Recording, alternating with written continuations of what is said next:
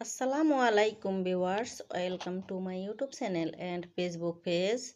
আজকে আপনাদের সাথে শেয়ার করব নুডলস রেসিপি।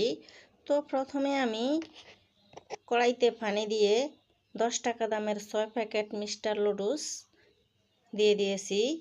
এগুলারে আমি 2 মিনিট সিদ্ধ করে নেব। সিদ্ধ করার পর আমি সেঁকে নিয়েছি। এবার আমি একটা প্যানে পরিমাণ মতো তেল দিয়ে পেঁয়াজ দিলাম 5 পিস। এর মাঝে দিয়ে দিলাম 4টা শুকনো মরিচ, 4টা কাঁচা মরিচ কুচি করে দিয়ে দিলাম পরিমাণ মতো লবণ দিয়ে এবার আমি নাড়াচাড়া করে পেঁয়াজ যখন ব্রাউন কালার হয়েছে তখন আমি দিয়ে দিলাম 4 পিস ডিম। এবার ডিম দিয়ে নাড়াচাড়া করে দিয়ে দিলাম আমি মাংসের মশলা।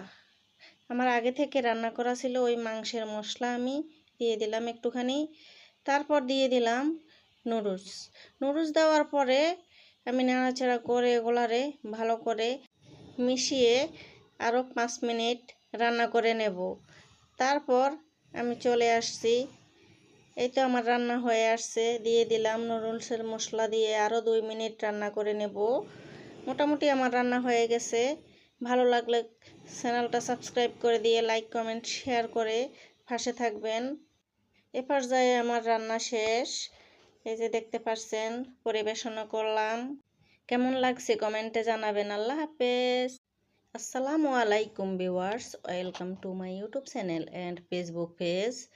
আজকে আপনাদের সাথে শেয়ার করব নুডলস রেসিপি। তো প্রথমে আমি কড়াইতে পানি দিয়ে 10 টাকা দামের 6 প্যাকেট মিস্টার নুডলস দিয়ে দিয়েছি।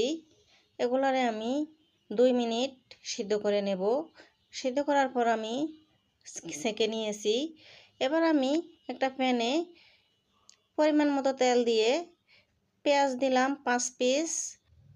এর মাঝে দিয়ে দিলাম 4টা শুকনো মরিচ, 4টা কাঁচা মরিচ কুচি করে দিয়ে দিলাম পরিমাণ মতো লবণ দিয়ে এবার আমি নাড়াচাড়া করে পেঁয়াজ যখন ব্রাউন কালার হয়েছে তখন আমি দিয়ে দিলাম 4 পিস ডিম।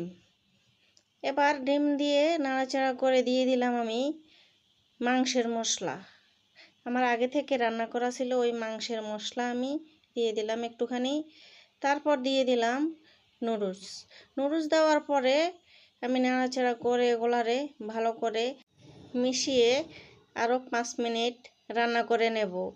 তারপর আমি চলে আসছি। এই তো আমার রান্না হয়ে আসছে। দিয়ে দিলাম নুডলস।